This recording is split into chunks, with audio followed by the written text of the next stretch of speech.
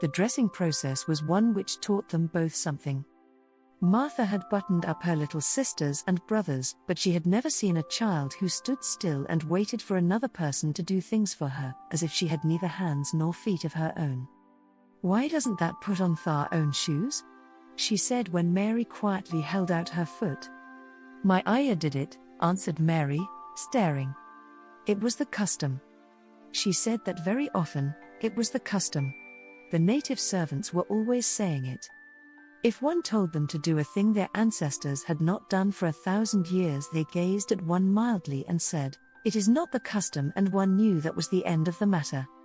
It had not been the custom that Mistress Mary should do anything but stand and allow herself to be dressed like a doll, but before she was ready for breakfast she began to suspect that her life at Misselthwaite Manor would end by teaching her a number of things quite new to her, things such as putting on her own shoes and stockings, and picking up things she let fall.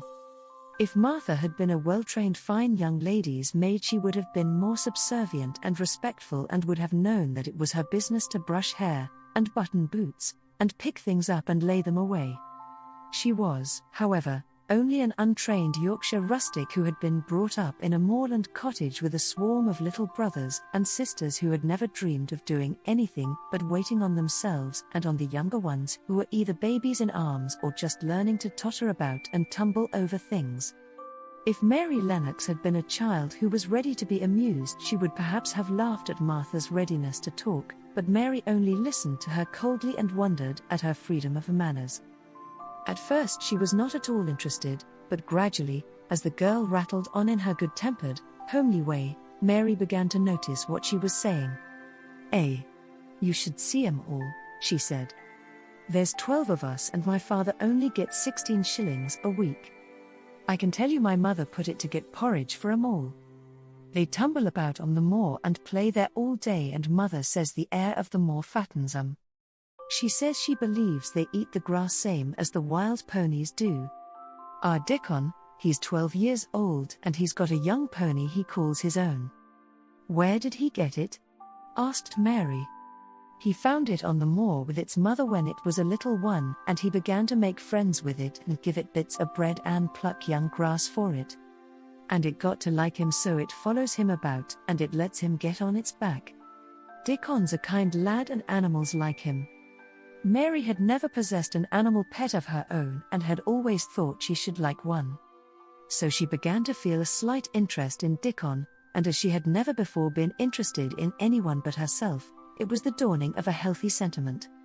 When she went into the room which had been made into a nursery for her, she found that it was rather like the one she had slept in. It was not a child's room, but a grown-up person's room, with gloomy old pictures on the walls and heavy old oak chairs. A table in the center was set with a good substantial breakfast. But she had always had a very small appetite, and she looked with something more than indifference at the first plate Martha set before her. "I don't want it," she said. "That doesn't want thy porridge," Martha exclaimed incredulously. "No. That doesn't know how good it is. Put a bit of treacle on it or a bit of sugar." "I don't want it," repeated Mary. Said Martha. "I can't abide to see good victuals go to waste. If our children were at this table they'd clean it bare in 5 minutes." "Why?" said Mary coldly. "Why?" echoed Martha. "Because they scarcely ever had their stomachs full in their lives. They're as hungry as young hawks and foxes." "I don't know what it is to be hungry," said Mary, with the indifference of ignorance. Martha looked indignant. "Well, it would do thee good to try it. I can see that plain enough," she said outspokenly. "I've no patience with folk as they sit and just stare at good bread and meat. My word. Don't I wish Dickon and Phil and Jane and the rest of 'em had what's here under their pinafores." "Why don't you take it to them?" suggested Mary. "It's not mine," answered Martha stoutly. "And this isn't my day out. I get my day out once a month, same as the rest.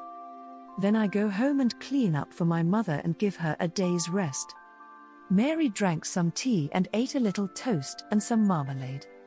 "You wrap up warm and run out and play, you," said Martha. "It'll do you good and give you some stomach for your meat." Mary went to the window.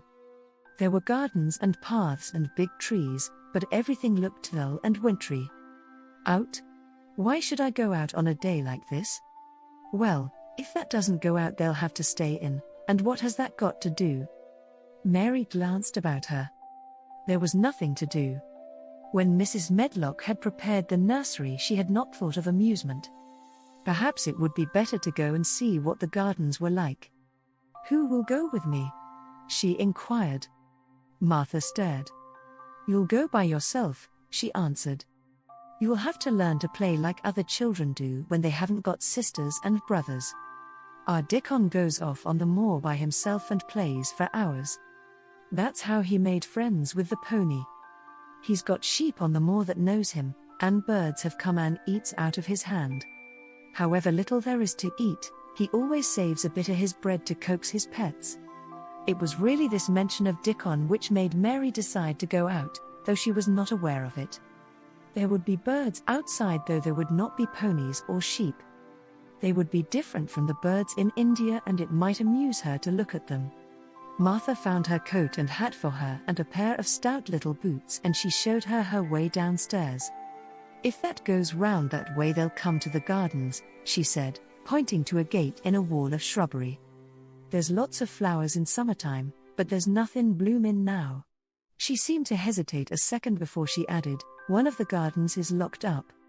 No one has been in it for 10 years. "Why?" asked Mary in spite of herself. Here was another locked door added to the 100 in the strange house. Mr. Craven had it shut when his wife died so suddenly. He won't let no one go inside. It was her garden.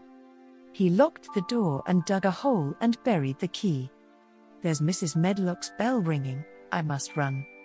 After she was gone, Mary turned down the walk which led to the door in the shrubbery. She could not help thinking about the garden which no one had been into for 10 years. She wondered what it would look like and whether there were any flowers still alive in it. When she had passed through the shrubbery gate, she found herself in great gardens, with wide lawns and winding walks with clipped borders. There were trees and flower beds, and evergreens clipped into strange shapes, and a large pool with an old grey fountain in its midst. But the flower beds were bare and wintry, and the fountain was not playing. This was not the garden which was shut up. How could a garden be shut up? You could always walk into a garden. She was just thinking this when she saw that, at the end of the path she was following, there seemed to be a long wall, with ivy growing over it. She was not familiar enough with England to know that she was coming upon the kitchen gardens where the vegetables and fruit were growing. She went toward the wall and found that there was a green door in the ivy, and that it stood open. This was not the closed garden, evidently, and she could go into it. She went through the door and found that it was a garden with walls all round it, and that it was only one of several walled gardens which seemed to open into one another.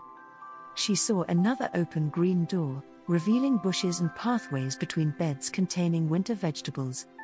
Fruit trees were trained flat against the wall, and over some of the beds there were glass frames. The place was bare and ugly enough, Mary thought, as she stood and stared about her. It might be nicer in summer when things were green, but there was nothing pretty about it now. Presently an old man with a spade over his shoulder walked through the door leading from the second garden. He looked startled when he saw Mary, and then touched his cap. He had a surly old face, and did not seem at all pleased to see her, but then she was displeased with his garden and wore her quite contrary expression, and certainly did not seem at all pleased to see him. "What is this place?" she asked. "One of the kitchen gardens," he answered. "What is that?" said Mary, pointing through the other green door. "Another of 'em, shortly. There's another on t'other side of the wall, and there's the orchard t'other side of that." "Can I go in them?" asked Mary. "If that likes. But there's nothing to see." Mary made no response. She went down the path and through the second green door. There, she found more walls and winter vegetables and glass frames, but in the second wall there was another green door, and it was not open.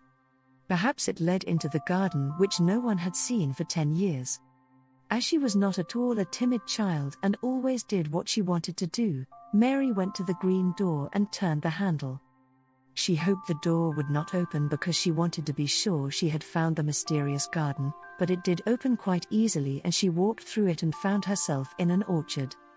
There were walls all round it also and trees trained against them, and there were bare fruit trees growing in the winter-browned grass, but there was no green door to be seen anywhere.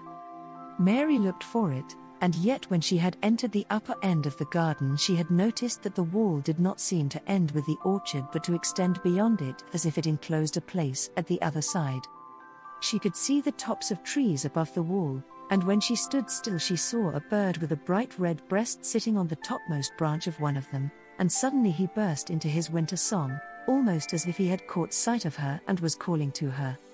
She stopped and listened to him, and somehow his cheerful, friendly little whistle gave her a pleased feeling. Even a disagreeable little girl may be lonely, and the big closed house and big bare moor and big bare gardens had made this one feel as if there was no one left in the world but herself. If she had been an affectionate child, who had been used to being loved, she would have broken her heart, but even though she was Mistress Mary, quite contrary, she was desolate, and the bright-breasted little bird brought a look into her sour little face which was almost a smile. She listened to him until he flew away. He was not like an Indian bird and she liked him and wondered if she should ever see him again. Perhaps he lived in the mysterious garden and knew all about it. Perhaps it was because she had nothing whatever to do that she thought so much of the deserted garden. She was curious about it and wanted to see what it was like. Why had Mr. Archibald Craven buried the key? If he had liked his wife so much, why did he hate her garden? She wondered if she should ever see him, but she knew that if she did she should not like him, and he would not like her, and that she should only stand and stare at him and say nothing, though she should be wanting dreadfully to ask him why he had done such a queer thing. People never like me and I never like people, she thought. And I never can talk as the Crawford children could. They were always talking and laughing and making noises. She thought of the robin and of the way he seemed to sing his song at her, and as she remembered the treetop he perched on she stopped rather suddenly on the path. I believe that tree was in the secret garden, I feel sure it was, she said. There was a wall round the place and there was no door. She walked back into the first kitchen garden she had entered and found the old man digging there. She went and stood beside him and watched him a few moments in her cold little way. He took no notice of her and so at last she spoke to him. I have been into the other gardens, she said. There was nothing to prevent thee, he answered crustily. I went into the orchard. There was no dog at the door to bite thee, he answered. There was no door there into the other garden, said Mary. What garden? He said in a rough voice, stopping his digging for a moment. The one on the other side of the wall, answered Mistress Mary. There are trees there, I saw the tops of them. A bird with a red breast was sitting on one of them and he sang. To her surprise the surly old weather-beaten face actually changed its expression. A slow smile spread over it and the gardener looked quite different. It made her think that it was curious how much nicer a person looked when he smiled. She had not thought of it before. He turned about to the orchard side of his garden and began to whistle, a low soft whistle. She could not understand how such a surly man could make such a coaxing sound. Almost the next moment a wonderful thing happened. She heard a soft little rushing flight through the air, and it was the bird with the red breast flying to them, and he actually alighted on the big clod of earth quite near to the gardener's foot. Here he is, chuckled the old man, and then he spoke to the bird as if he were speaking to a child. Where has there been, the cheeky little beggar? He said. I've not seen thee before today. Has that begun that caught in this early in the season? Thought too forrard.